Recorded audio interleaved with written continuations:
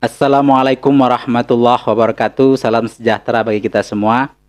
Kembali bersama kami dalam channel Belajar Bersama SN dalam saluran Kloba, kabar layanan online bagian kepegawaian dan hukum, kantor Kementerian Agama Kabupaten Kepahyang. Sobat ASN, dimanapun Anda berada, pada kesempatan ini kita akan melanjutkan materi tentang bagaimana tahap berikutnya, bagaimana penyusunan sasaran kinerja pegawai, yaitu perjanjian kinerja. Jadi perjanjian kinerja adalah bagian terpenting dari sebuah proses penyusunan sasaran kinerja pegawai, karena ini menjadi bagian dari, kalau sahabat SN akan mengusulkan administrasi kepegawaian, contohnya misalnya urusan izin belajar, itu sudah diminta sobat SN-nya tentang lampiran perjanjian kinerja, sehingga tidak menutup kemungkinan hal ini akan menjadi persyaratan utama dalam setiap urusan administrasi kepegawaian, sehingga ini penting bagi sobat SN untuk memahami ini ya. Dasar hukum dari penilaian kinerja ini adalah Keputusan Menteri Agama Nomor 94 Tahun 2001 tentang pedoman perjanjian kinerja, pelaporan kinerja, dan tata cara review atas laporan kinerja pada Kementerian Agama. Dan Sobat SN dapat mendownload file yang kami sebutkan tadi pada deskripsi dalam channel ini, Sobat SN ya. Kemudian juga ada aturan berikutnya adalah Peraturan Menteri Pendayaan Aparatur Sipil Aparatur Negara dan Reformasi Birokrasi Nomor 6 Tahun 2002 tentang pengelolaan kinerja pegawai. Nah, Sobat ASN, ada beberapa pengertian umum berkaitan dengan perjanjian kinerja ya. Itu yang pertama itu adalah ada sasaran kinerja pegawai, itu SKP. Kalau berdasarkan Permenpan ini, jadi sasaran kinerja pegawai itu adalah ekspektasi kinerja yang akan dicapai oleh pegawai setiap tahun. Ekspektasi itu adalah harapan atas hasil kerja dan perilaku kinerja pegawai, dan itu adalah berdasarkan rencana strategis yang telah ditetapkan organisasi. Kemudian berikutnya setelah itu ada proses umpan balik berkelanjutan. Kemudian ada proses berikutnya, ada evaluasi kinerja periodik pegawai, dan kemudian ada evaluasi kinerja tahunan pegawai. Jadi Sobat ASN, perjanjian kinerja itu adalah sebuah lembaran atau dokumen-dokumen yang berisikan penugasan dari pimpinan instansi yang lebih tinggi kepada pimpinan yang lebih rendah untuk melaksanakan program atau kegiatan yang disertai dengan indikator kinerja. Nah, jadi Sobat ASN, dalam perjanjian kinerja itu ada beberapa item yang menjadi sasaran atau kegiatan atau program yang hendak dicapai dengan beberapa indikator, dan itu kalau di dalam Permenpan nomor 6 itu ada istilah yang cukup familiar di telinga, itu ada cerita cascading ya. Cascading itu bagaimana setiap item atau program tadi itu dibagi habis ya kepada semua ASN yang terlibat ya. Jadi sistem skema pencapaian tujuan adalah skema segitiga kerucut ya. Jadi mengerucut ke atas. Jadi bagaimana perjanjian kerja itu dari atasan itu diturunkan ke tingkat instansi di bawahnya, kemudian di bawahnya sampai ke tingkat staf ya. Nah, kurang lebih perjanjian kinerja itu ada di slide ini. Ini ada perjanjian kerja kantor Kementerian Agama Kabupaten Kepahyang. Ini dasarnya adalah di renstra di perjanjian kerja kantor wilayah Kementerian Agama Provinsi Bengkulu. Ini ada beberapa item. Jadi Sobat SN bisa mendapatkan ini di deskripsi ya, untuk bisa dapat menyusun sasaran kinerja pegawai tahun 2022.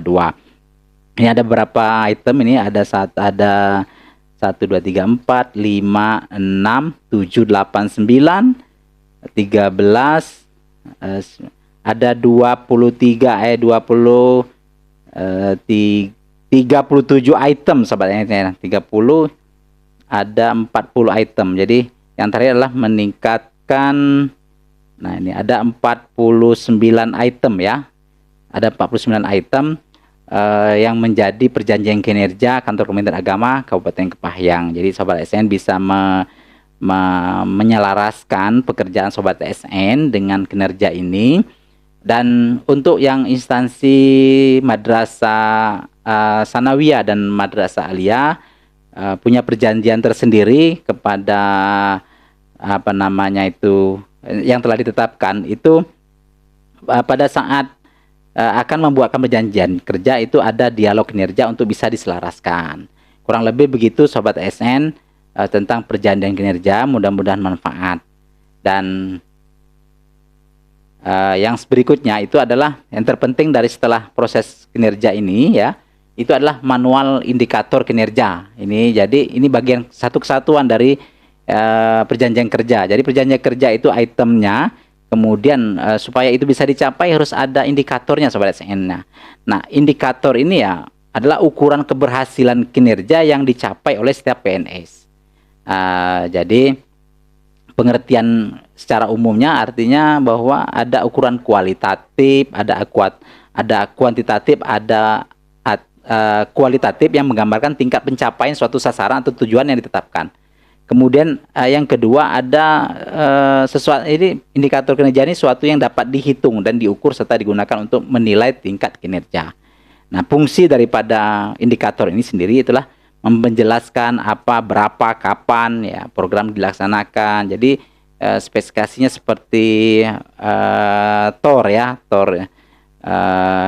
kerangka acuan kegiatan ya. Jadi yang kedua itu fungsinya menjelaskan siapa yang bertanggung jawab. Kemudian yang ketiga menciptakan konsensus yang dibangun bersama ya, budaya bersama yang untuk mempunyai interpretasi ya terhadap pelaksanaan kegiatan dan dalam menilai kinerjanya. Kemudian yang berikutnya adalah membangun dasar untuk pengukuran, analisis, dan evaluasi kinerja organisasi atau unit organisasi. Sobat ASN, tujuan penetapan indikator ini adalah untuk memperoleh informasi kinerja yang penting dan diperlukan dalam menyelenggarakan manajemen kinerja secara baik. Dan itu semua adalah bermuara pada Renstra, rencana strategis organisasi. Sehingga tujuan lainnya lah untuk memperoleh ukuran keberhasilan dari pencapaian suatu tujuan atau sasaran strategis organisasi yang digunakan untuk perbaikan kinerja dan peningkatan akuntabilitas kinerja. Nah, Sobat ASN, beberapa tipe indikator ini ada kualitatif ya. Kualitatif itu bisa dalam bentuk ini ya, baik, cukup, kurang. Jadi indikator ini Sobat ASN di dalam SKP tahun 2022 ini, kalau satuan kerja mempunyai indikator kerjanya bagus, itu berarti secara keseluruhan ASN di lingkungan kantor tersebut maka punya nilai SKP baik, bisa sangat baik. Tetapi kalau seandainya indikator kinerja di satuan kerja itu buruk, maka tidak mungkin seluruh ASN di kantor tersebut mempunyai SKP yang sangat baik. Itu suatu hal yang suatu teori yang tidak masuk dalam penilaian indikator ya. Ini pemahaman bersama tentang SKP tahun 2022. Jadi tujuan utama dari SKP tahun 2022 ini adalah bagaimana kita bersama-sama mencapai tujuan organisasi. Kemudian ada indikator kinerja itu tipenya ada kuantitatif absolut ya, yang menggunakan angka. Absolut itu angka ya, pencapaian 30 orang atau 30 unit ya, dan seterusnya. Mungkin kalau di kegiatan itu 30 siswa dan seterusnya, mungkin bisa dijabarkan oleh Sobat ASN ya. Kemudian ada lagi itu persentase ya. Persentase itu ya 50%, 100%, artinya pencapaiannya berapa persen. Ada juga yang berikutnya ada rasio ya. Rasio perbandingan antara rasio jumlah guru misalnya dibandingkan murid itu nanti ada kalkulasi tersendiri ya. Jelas itu ada tipe indikator kinerja melalui rasio. Ada juga rata-rata dan seterusnya, ada indeks. Nah, Sobat ASN, indikator kinerja ini ada jenisnya, ada namanya masukan. Masukan ini ya segala sesuatu yang dibutuhkan dalam rangka menghasilkan keluaran ya. ada keluaran, ada output ya. Jadi sobat SN supaya punya pemahaman bahwa dalam indikator kinerja ini ada output ya, ada outcome. Jadi kalau output ini itu segala sesuatu yang berupa produk, jasa, fisik ya, sebagai hasil langsung dari pelaksanaan suatu kegiatan atau program berdasarkan masukan yang digunakan.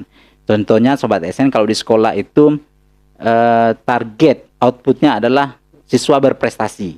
Nah, kemudian outcome-nya itu di kemudian hari, dampak dari siswa berprestasi di sekolah itu, maka di tahun depan angka penerimaan siswa sekolah tersebut itu bertambah dari tahun sebelumnya. Itu namanya antara output dengan outcome, itu seperti itu ya sobat SN ya. Nah, sobat SN, kita lanjut ke berikutnya, itu siapa yang bertanggung jawab ya, siapa yang menetapkan indikator kinerja ya.